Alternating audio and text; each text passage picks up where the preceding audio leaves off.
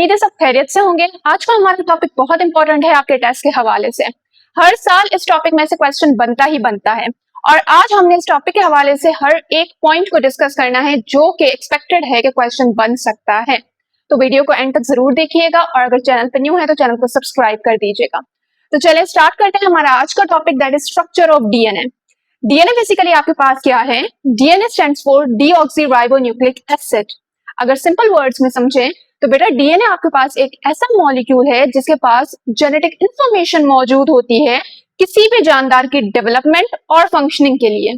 कोई भी जानदार बनना है, डेवलपमेंट होनी है या किसी भी जानदार ने फंक्शन परफॉर्म करना है तो वो सारे की सारी इंफॉर्मेशन किसके पास मौजूद होती है?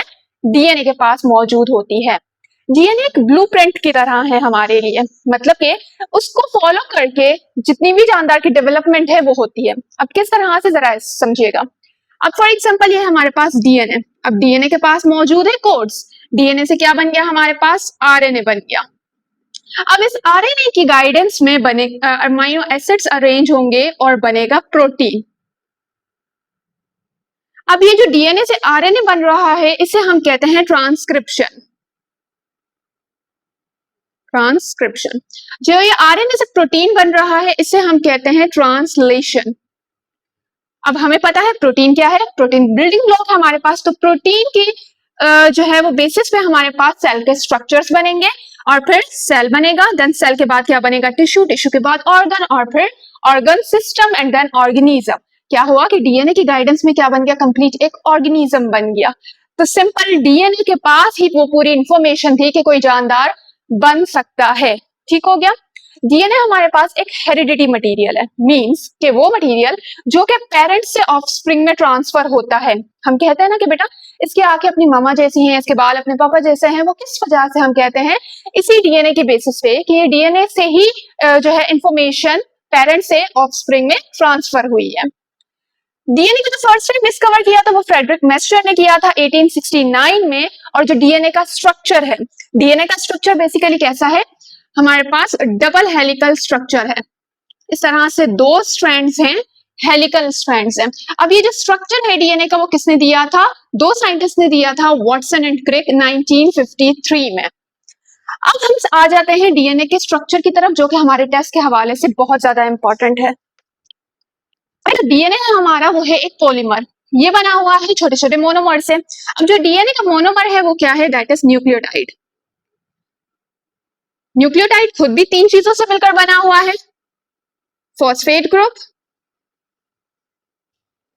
शुगर, कौन सी शुगर? Deoxyribose sugar, and nitrogenous bases. अब ये जो नाइट्रोजनियस बेसिस है हमारे पास वो चार तरह के हैं। वैसे पांच तरह के हैं लेकिन डीएनए में कितने होते हैं? चार होते हैं। हम यहाँ पर पांचों देख लेते हैं। That is adenine, thymine, cytosine, guanine और यूरेसिल। अब ये जो यूरेसिल है वो डीएनए में नहीं होता, वो आरएनए में होता है। ठीक है, तो यहाँ पर हमारे पास बेसिकली कितने आ जाएंगे? ये चार नाइट्रोजनियस बेसिस आ जाएंगे।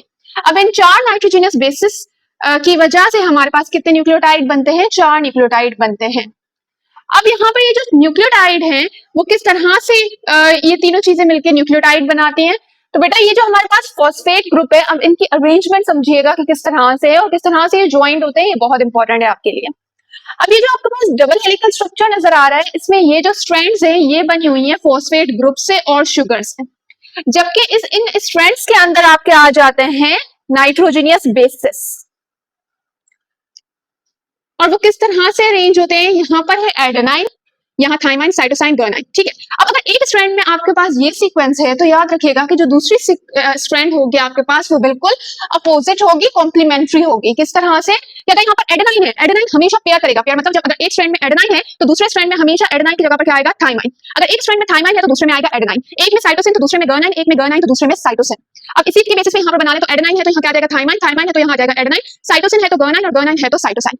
इसी तरह से ये पूरा स्ट्रैंड चलेगा कि जहां जहां पर अगर एडेनाइन होगा तो वहां पर थाइमाइन आएगा, अगर थाइमाइन होगा तो वहां पर एडेनाइन, साइटोसाइन होगा तो गुआनाइन। इसे हम कहते हैं कॉम्प्लीमेंट्री सीक्वेंस। क्वेश्चन अक्सर बनता है कि दोनों स्ट्रैंड्स आपस में क्या है? कॉम्प्लीमेंट्री हैं। ठीक है, अब यहाँ पर ये जो एडेनाइन और थाइमाइन है, ठीक है, अब ये पूरा स्ट्रैंड इस तरह से बना हुआ है। तो ये जो एडेनाइन और थाइमाइन है उसके बीच में है हमारे पास हाइड्रोजन बॉन्ड। ये जो आपस में जुड़े हुए हैं वो किसकी मदद से हेल्ड हैं? हाइड्रोजन बॉन्ड की मदद से। एडेनाइन और थाइमाइन के बीच में जो हाइड्रोजन बॉन्ड है वो 2 होते हैं, जबकि साइटोसिन और गुआनिन के बीच में 3 हाइड्रोजन बॉन्ड्स होते हैं। जितने ज्यादा साइटोसिन और गुआनिन होंगे डीएनए के स्ट्रक्चर में, उतना ही डीएनए का स्ट्रक्चर स्टेबल होगा। ये क्वेश्चन भी आ सकता है। उसके अलावा ये जो फॉस्फेट और शुगर हैं, जो कि बैकबोन बना रहे हैं हमारे डीएनए की, ये दोनों आपस में जुड़े हुए हैं फॉस्फोडाइस्टर बॉन्ड की मदद से। Phosphodiester bond. अब जरा देखते हैं कि ये तीनों चीजें आपस में ज्वाइंट किस तरह से हैं। अब यहाँ पर आपके पास है एक फॉस्फेट ग्रुप, यहाँ पर है आपके पास शुगर, और ये है आपके पास नाइट्रोजनस बेस। अब ये फॉस्फेट ग्रुप जो है वो ज्वाइन होगा इस शुगर के 5th कार्बन के साथ। ये पॉइंट इंपॉर्टेंट है, कौन से कार्बन के साथ? 5th कार्बन के साथ। जबकि ये जो हमारे पास शुगर है ये अटैच होगा नाइट्रोजनस बेस से 1st कार्बन के साथ। अब इसी तरह ही अगर यहाँ पर हम दूसरा बना लेते हैं न्यूक्लियोटाइड, अब याद रखिएगा कि ये जो हमारे पास एक न्यूक्लियोटाइड दूसरे न्यूक्लियोटाइड से अटैच्ड होता है वो होता है 3rd कार्बन के साथ। फॉस्फेट ग्रुप शुगर के साथ अटैच होगा 5th कार्बन से, और हमारे पास बेस अटैच होगी 1st कार्बन पे। जबकि एक न्यूक्लियोटाइड दूसरे न्यूक्लियोटाइड से अटैच होगा शुगर के 3rd कार्बन के साथ। इसी तरह ही क्या हुआ, यहाँ पर 5 कार्बन, यहाँ पर 3 कार्बन, फिर 5 कार्बन, फिर 3 कार्बन।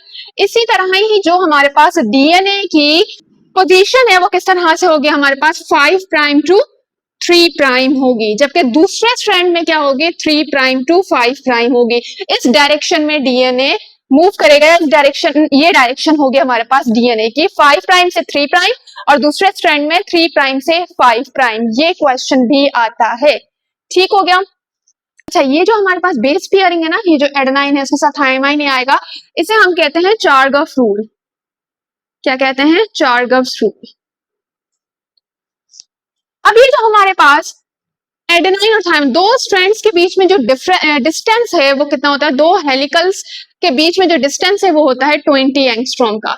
जबकि एक ट्विस्ट में हमारे पास कितने बेस पेयर आ जाते हैं, 10 बेस पेयर्स आ जाते हैं।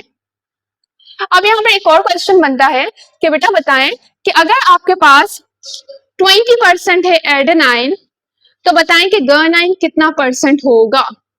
तो आपने इसको किस तरह से करना है कि सिंपल 20% एडेनाइन है तो आपके पास थाइमाइन भी कितना होगा, 20%। 20 और 20 कितने होगा, 40 हो गए। बाकी कितने बचे आपके पास, 60 बचे। तो 60 में से हाफ क्या होगा, गुआनिन, और हाफ क्या होगा आपके पास साइटोसाइन। तो 60 का हाफ कितना हो गया, 30। तो गुआनिन आपके पास कितना आ गया, 30%। ये क्वेश्चन भी बनता है। अच्छा, एक और बात यहाँ पर मिस हो गई, जो हमारे पास नाइट्रोजनियस बेस है वो 2 तरह के हैं। मतलब इन चारों को हमने 2 ग्रुप्स में कैटेगराइज किया है। एक को कहते हैं प्योरीन्स और दूसरे को कहते हैं पायरामिडन्स।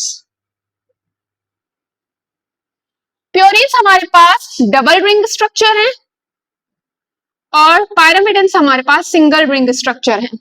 जो हमारे पास एडेनाइन और गुआनिन है वो प्योरीन है, जबकि साइटोसाइन और थाइमाइन हमारे पास पायरामिडन है।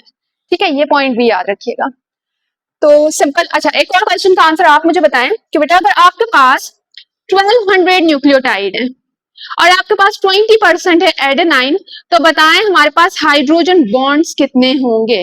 इस क्वेश्चन का आंसर आप मुझे कमेंट सेक्शन में बताएंगे और ये बहुत इंपॉर्टेंट है, इसको जरूर कीजिएगा सॉल्व। ठीक हो गया। तो ये था आज हमारा structure of DNA. I hope ये लेक्चर आप लोगों को समझ आ गया होगा। फिर भी कोई भी क्वेश्चन हो कमेंट सेक्शन में पूछ सकते हैं। डीएनए का स्ट्रक्चर हम देख चुके हैं, अच्छे से समझ के आ गए हैं। अब देखते हैं कि उससे रिलेटेड एमसीक्यूज हम सॉल्व कर पाते हैं या फिर नहीं। So first question is how many hydrogen bonds are between guanine and cytosine. Guanine और साइटोसिन के दरमियान कौन सा हाइड्रोजन बॉन्ड्स कितने हाइड्रोजन बॉन्ड्स मौजूद होते हैं। A1, B2, C3। So our correct option is C3। जबकि थाइमाइन, एडेनाइन और थाइमाइन के दरमियान 2 हाइड्रोजन बॉन्ड्स मौजूद होते हैं। Then which bond holds the 2 strands of DNA together? वो कौन सा बॉन्ड है जो कि 2 strands of DNA को आपस में होल्ड किए हुए होता है। A phosphodiester bond, B hydrogen bond, C covalent bond. इस क्वेश्चन में अक्सर बच्चे कंफ्यूज हो जाते हैं और टिक कर देते हैं फॉस्फोडाइस्टर बॉन्ड पे, जबकि यहाँ पर हमारा करेक्ट ऑप्शन होगा हाइड्रोजन बॉन्ड। बेटा यहाँ पर 2 स्ट्रैंड्स की बात हो रही है, 2 स्ट्रैंड्स के दरमियान कौन सा बॉन्ड होता है, बेस पेयर्स के दरमियान कौन सा बॉन्ड होता है, दैट इज हाइड्रोजन बॉन्ड। जबकि जो हमारे पास बैकबोन है डीएनए की वो बनाते हैं फॉस्फेट ग्रुप और शुगर, उन दोनों के दरमियान मौजूद होता है फॉस्फोडाइस्टर बॉन्ड। तो जब बैकबोन की बात आए तो इस पे टिक करना है, लेकिन अगर स्ट्रैंड्स की बात आए कि उनको आपस में कौन होल्ड किए हुए हैं तो वो कौन है, hydrogen bond. Then in a DNA sample adenine makes up 20% of bases, what percent is guanine? अगर DNA के सैंपल में 20% एडेनाइन है तो बताएं कि guanine कितना परसेंट होगा। तो सिंपल यहाँ पर देखिए कि अगर आपके पास 20% एडेनाइन है तो उतना ही हमारे पास थाइमाइन होगा, 20% थाइमाइन, 20 प्लस 20 40, 100 में से 40 गए 60 बचे, तो 60 में हाफ होगा साइटोसिन, हाफ होगा guanine, तो 60 का हाफ हो गया 30, तो यहाँ पर हमारा कौन सा ऑप्शन करेक्ट होगा? That is D 30। Then which sugar is found in DNA? कौन सी शुगर डीएनए में पाई जाती है? A ribose, B deoxyribose, C fructose. So correct option is B deoxyribose. अब डीऑक्सीराइबोस क्यों कहा जाता है इसे, इसका आंसर आप मुझे बताएंगे कमेंट सेक्शन में। थैंक यू, खुदा हाफिज।